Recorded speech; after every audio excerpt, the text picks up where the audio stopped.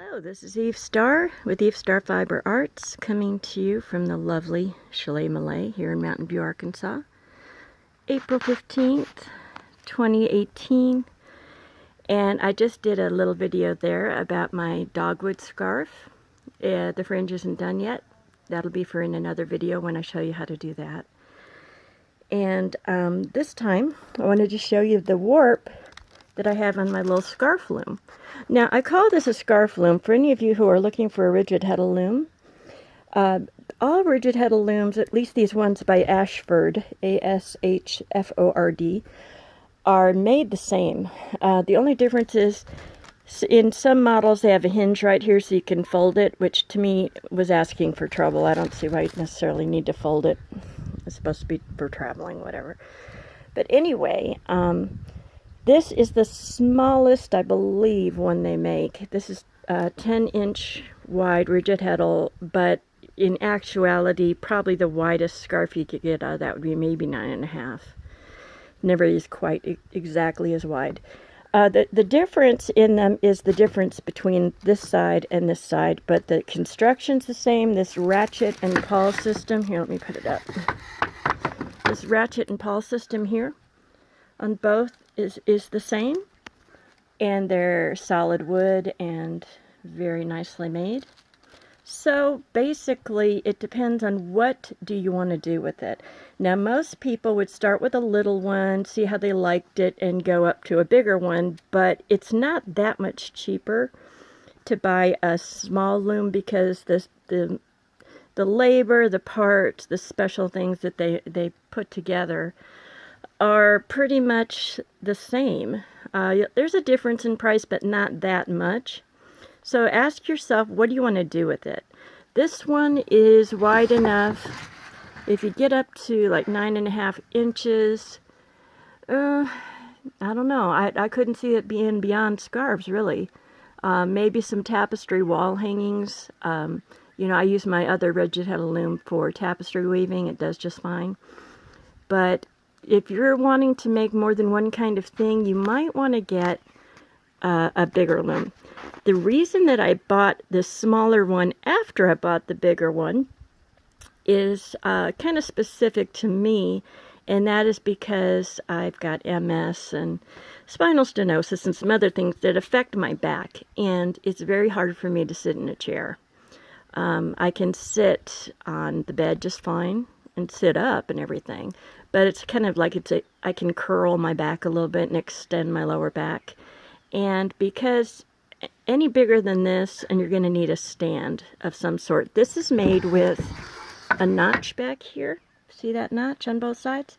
That fits into the edge of a table if you want to lean up against a table and have it in your lap. And it stays pretty well. I mean, you know, you can beat it, and you know, you don't beat it as hard as you think. You can press it with the heddle, which is part of what that does.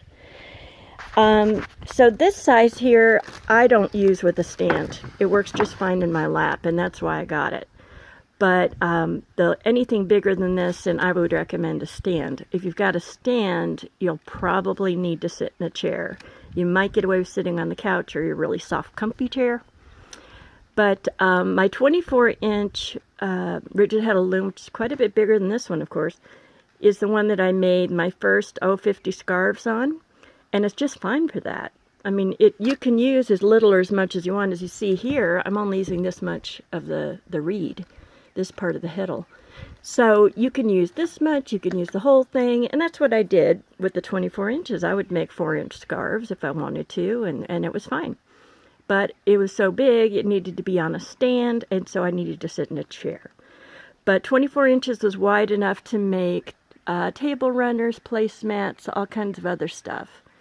And if I had it to do now, I might have even gotten a 32-inch wide, because my rugs and mats that I make, if I wanted to make a good size rug, I'd have to sew them together, which I can do. You know, I've been sewing forever. That's what I did first, all those years was sewing.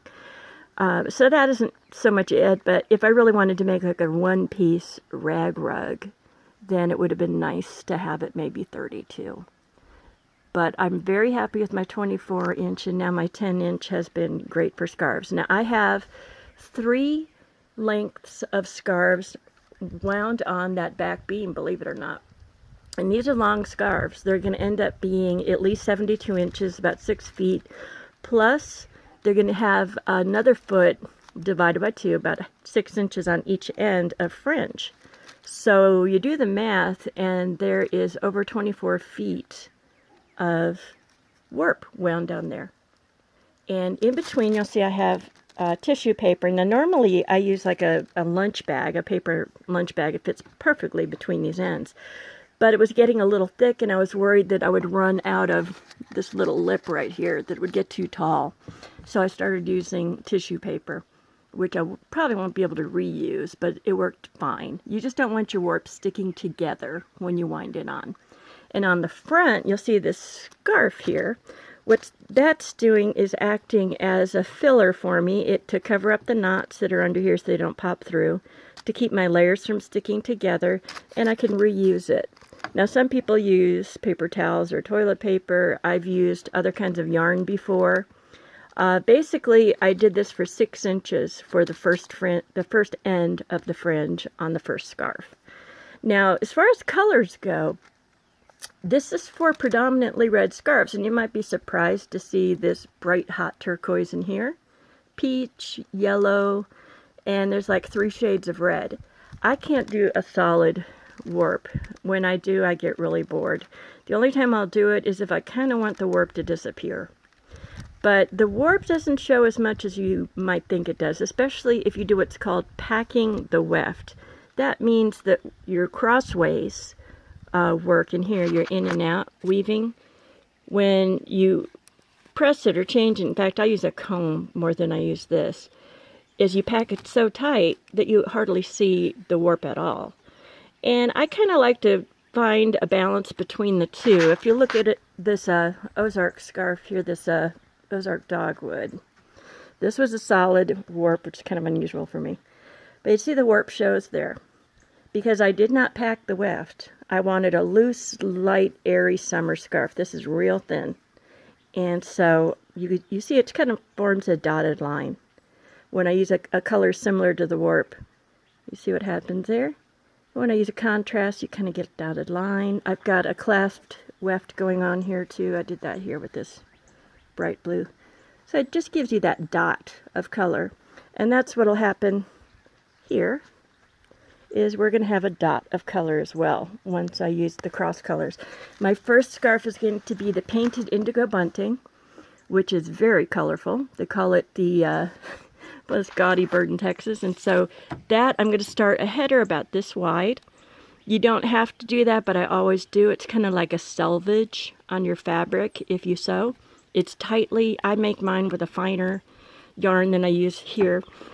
I use something sticky, like that has some wool in it or silk, so that it just gives me a nice stable edge that will hold the rest of my weaving together no matter what I do, no matter what other yarns I use. The other 3 are yet to be decided. One of them might be the Japanese maple, based on mine down here. And the other one might be a cardinal. And I wouldn't want solid red warp even for a cardinal. I want little dots of color just to make it dance so your eye doesn't get bored. So that is an update, maybe a little bit of a primer on shopping for rigid heddle looms. I've been meaning to do that because people are always asking which one should I start with. And like I said, I skipped the option of it folding. I didn't want any kind of a hinge in here to weaken the butt, because this is where your warp tension comes from. These ratchets tighten up, and if you've got a lot of tension on your warp, you need the frame of your loom to be able to tackle that. I used to have a full-size loom, and the thought of a hinge in the middle of that, just no way. So I like it the way it is, and I don't work for Ashford or anything. It's just I thought that they had the best product for the best price. But there's other brands out there, and they all work pretty much the same way. Oh, look at, we've got a tufted titmouse up there. I've been studying birds because I'm going to do a whole bunch of bird and flora and fauna scarves. So there's your update, plus, like I said, a little primer. And like I said, you can use this for tapestry weaving. because if you're just going to do a tabby weave, which is like an even weave where you go up one, down one, up one, down one, rather than like skipping two under one, over two under one. If you're going one this way and one that way, an even weave or tabby weave, that's what this one heddle does. It'll lift up every other one like this. See here? There's your shed. That's where your, hopefully you can see that. That's where your shuttle goes in. And when you push down, there's your down shed.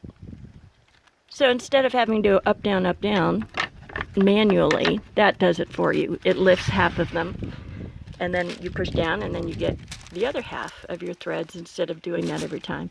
So if you're tapestry weaving, I'll show it to you in action next time, but sometimes I'll use like 3 different shuttles and twist where they join. I'll show you that later, but it can be done on a rigid heddle loom.